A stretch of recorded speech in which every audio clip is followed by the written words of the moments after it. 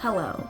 Long time no see. I know I haven't been, existing, and that's just because I was working on this video. I just want to thank the people featured in this video, Kira and Abby, and without further ado, let's not wait any longer. Let's start the damn video.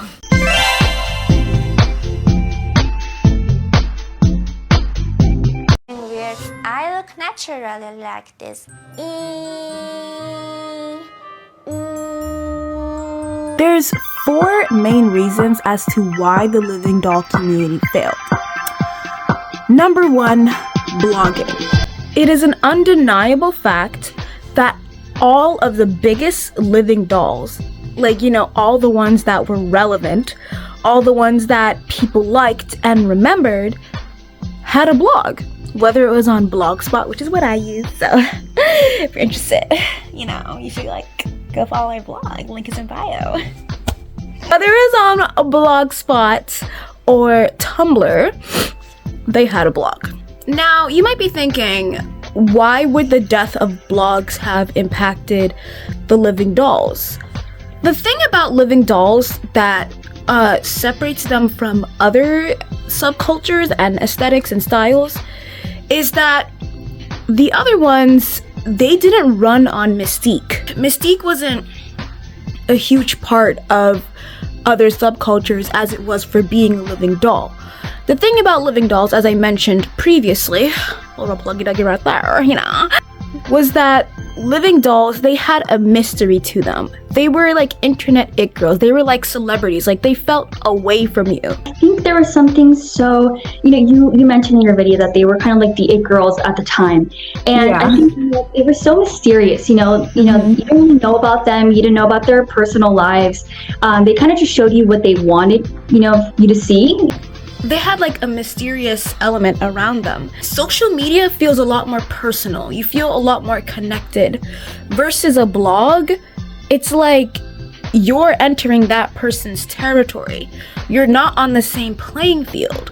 When you're using social media, you guys are interacting with each other on the same playing field. But a blog, you are in someone else's territory. It's a whole different vibe and a whole different feeling. And blogs have a certain mystique and mystery around them. That helped amplify the living doll's mystique and mystery. I think that's a really good, you're right. I didn't really think about that, but you're right. I think, Taylor R had her own blog. Even Dakota Rose had her own blog. A lot of these girls did, and you're right. It was very common at the time. It was very personalized, like you mentioned. I think that's a really good theory. You're right. A lot of these living dolls, when I look at the living doll community, there's a lot of blogs, that talk about what it was, but they were relevant in 2012. They no longer post any content. Having a blog, it's like your own territory of the internet. It's your page. You call the shots. You're inviting other people into your space, but you guys are not in a public area where it's everyone's space. It's your space, which makes it feel a lot more personal and a lot more you. When you're on someone's social media page, sure, it is their page and everything, but it's different than when you're on someone's blog. Being on someone's blog is like entering their home, okay? But the thing about living dolls is that they never told you that much. They would post on their blogs, but they weren't telling you that much. So there was a mysterious element to the living doll that pretty much died the moment blogging died as well. The second biggest reason why the living doll community went down in the gutter is because of the fact that they didn't really have other communities supporting them. For example, the Lolita community. Now, I mentioned previously that the Lolita community didn't have exactly the best relationship with living dolls, especially at that time. They were often mistaken for being a living doll just because they wore a Lolita style.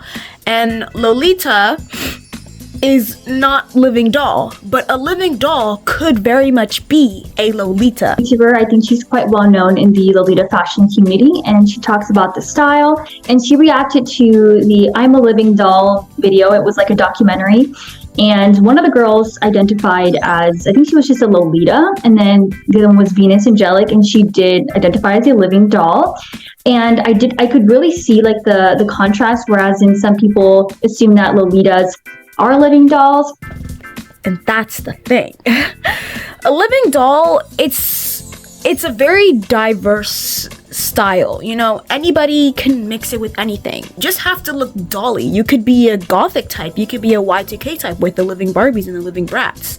You could be any type. And also, when the living dolls became popular, even though they were insanely popular, you know that term, not all publicity is good publicity? So that's how it was with the living dolls. Sure, they had a lot of attention and a lot of publicity and lots of people were paying attention to them. It doesn't mean that that was for the best. A lot of the attention that they were getting was very negative. They triggered very strong reactions from the mainstream and the alternative. And you know, the J fashion community didn't really take living dolls very seriously. They didn't even want to be associated with them. So they didn't have the J fashion community support. People didn't really even consider it as part of the community. I mean, if they really realized that these girls dressed in J fashion and were part of the J fashion community, maybe they saw it as something completely different. And maybe that's why they were a bit thrown off by it and were like, okay, you're not even part of the J fashion community. I think you're right. Maybe that's why there wasn't much support for it to continue. It was more like, let's let it die, you know? Lolitas did not like them. How Lolitas who don't identify as living dolls and are called living dolls, why they would be upset, and how that would end up in sort of a grudge or some sort of discomfort with the living doll community because of that comparison, and they're very different.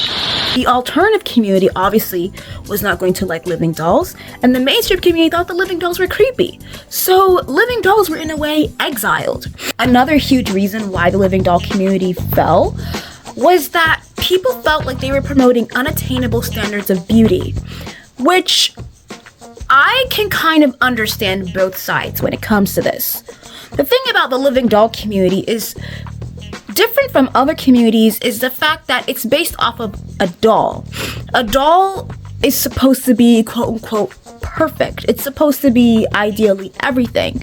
Now, of course, the idea of replicating a doll, some people could automatically think that that is a problematic in nature because it is a doll. However, what people don't really understand is that no one who says that they like dolls or want to whatever, like, or like they like dolly fashion actually wants to look exactly like a doll. They just want to be dolly-like. They want to have dolly-esque attributes. It's about, you know, looking similar to a doll. People think that you must be going through something mentally, because why do you want to replicate an inanimate object that is never going to be achievable? I think there was a lot of pressure to appear perfect. I think it was just so strict, very like in the community. I'm sure there's toxic communities in anything, in any style, but I think that it was such a pressure to look perfect. There were some people in this community that were allegedly having lots of surgery, or some people that actually did get surgery because they wanted to genuinely look like a doll. Lydia Lukinova, like, she was more known. I feel like it was kind of falsely reported because she was known for like her surgeries. Really, the thing that was most apparent about her was the makeup. But people were just like, oh, surgery. That's why she looks like that. Like, but the media, because it sounds much more interesting to say, oh, this person got a nose job, or they changed their entire face in like 3 days. They want to look like a living doll. You know, that sounds much more interesting to. It also didn't help that there was a lot of photoshopping and stuff. So the photoshopping, I think a lot of people were quite upset that she photoshopped her pictures. Yeah. I think even in Japan, her Japanese audience was quite upset that she lied. I think she was on live TV and people were like, you look very different from the way you portray yourself in your videos. So it was very evident that she would Photoshop her pictures.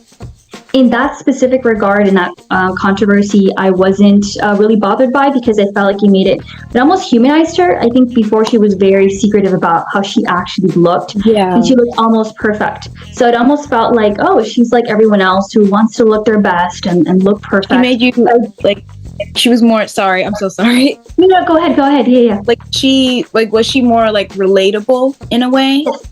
Yes, exactly. More relatable. When you see these living dolls, it might make you question, like, oh, I want to look like that, but I can never look that perfect. And see that she just, she's a very beautiful girl, but to see that she didn't exactly look like, an actual doll. It was like, oh, okay, she's like, everyone else. She still looked a lot like a doll. Yeah. Maybe not as exaggerated as she made it appear in her pictures or some of her videos. So it kind of felt like, oh, okay, like I can relate to her and I can mimic, the makeup look that she has in her videos. And I can also kind of create that look and not feel like it's so hard to reach. But at the same time, I do understand why people would be upset that she photoshopped her pictures. I don't think she ever said that she did. And I think that made people kind of upset because they felt, lied to, that this is a persona and then all of a sudden you're getting someone else. It feels like two different people. So I understand both sides to it. So that kind of made people feel like, okay, well, obviously these people feel pressure to look perfect because they're replicating a doll. So duh, when that's not really necessary, that's not really needed within the substyle at all. I do consider myself a part of that community, and I am a huge advocate for not using filters and not photoshopping and things like that. I'm very much for the I'm very much for the reality.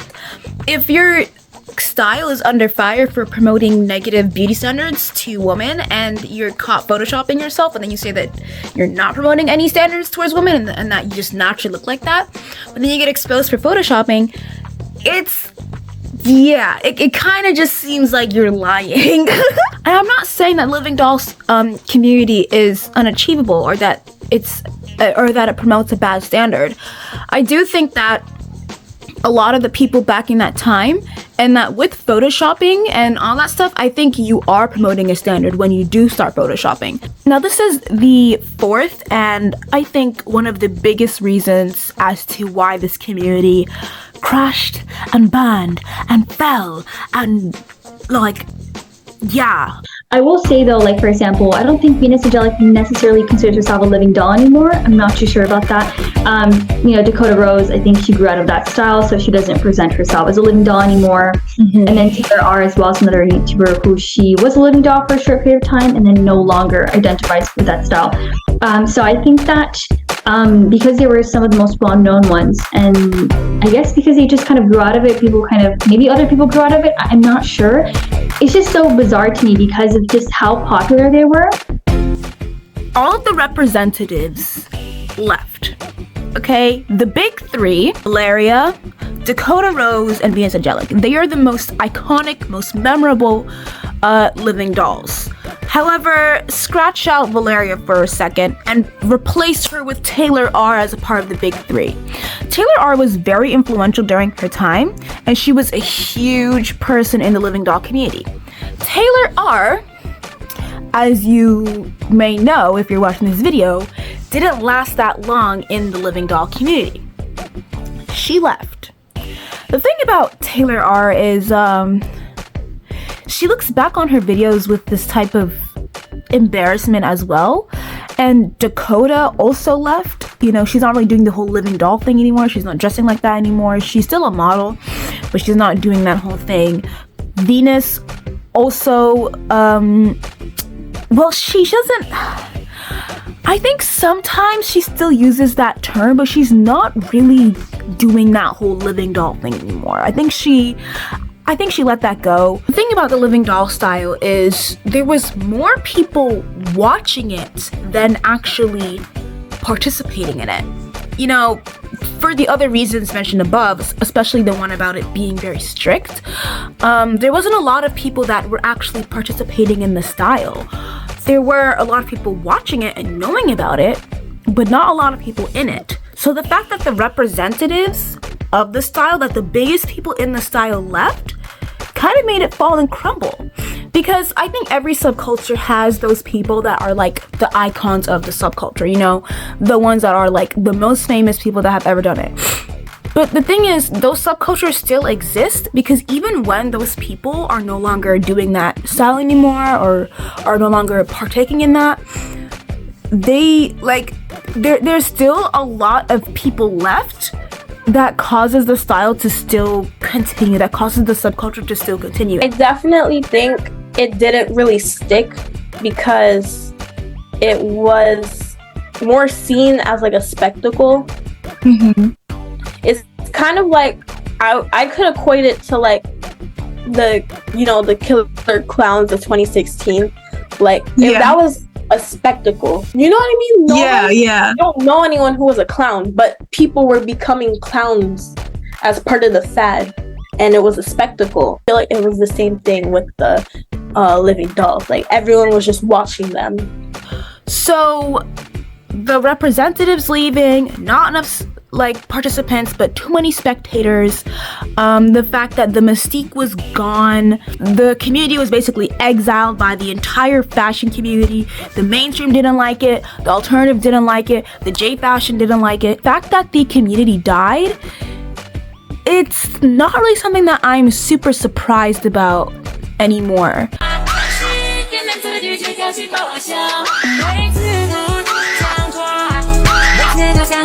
I think there were three main reasons as to why this community just sprung up again. It was the Barbie movie, which is a movie about dolls, so obviously that likely had some influence.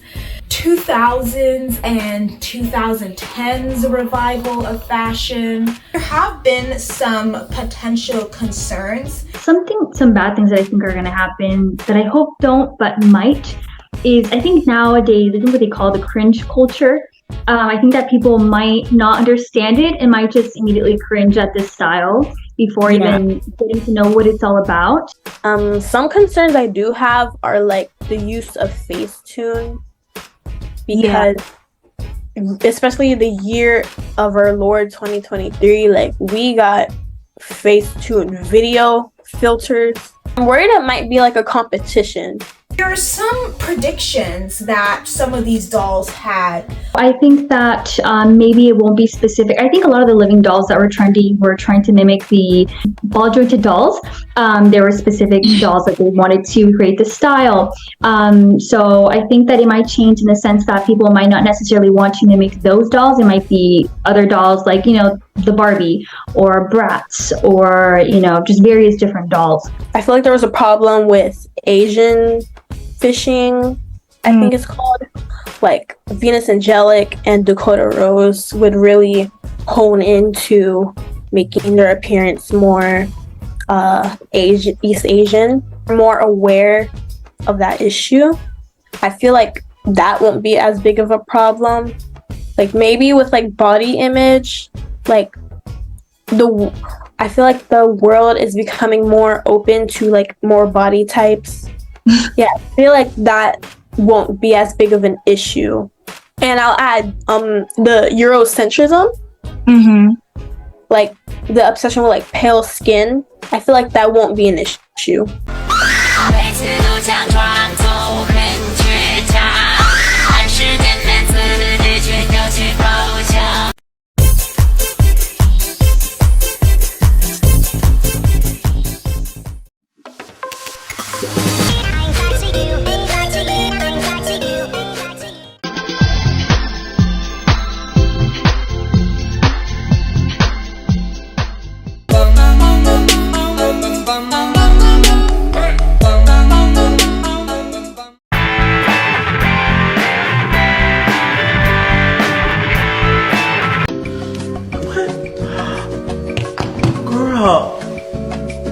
Me too!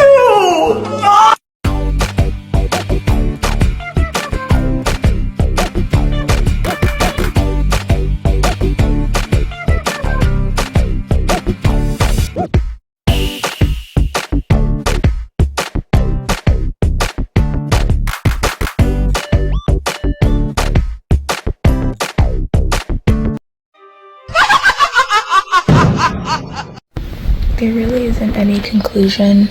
I just wanted to say thanks. My neck hurts. I can barely turn it 2 ways without it like hurting me. I don't know why, but yeah. So thank you. I worked so hard. I haven't worked on any other video that I've ever made harder than I've worked on this one. So if you've watched till the end, I'm very thankful. Okay, bye. Ladies and gentlemen, we got him.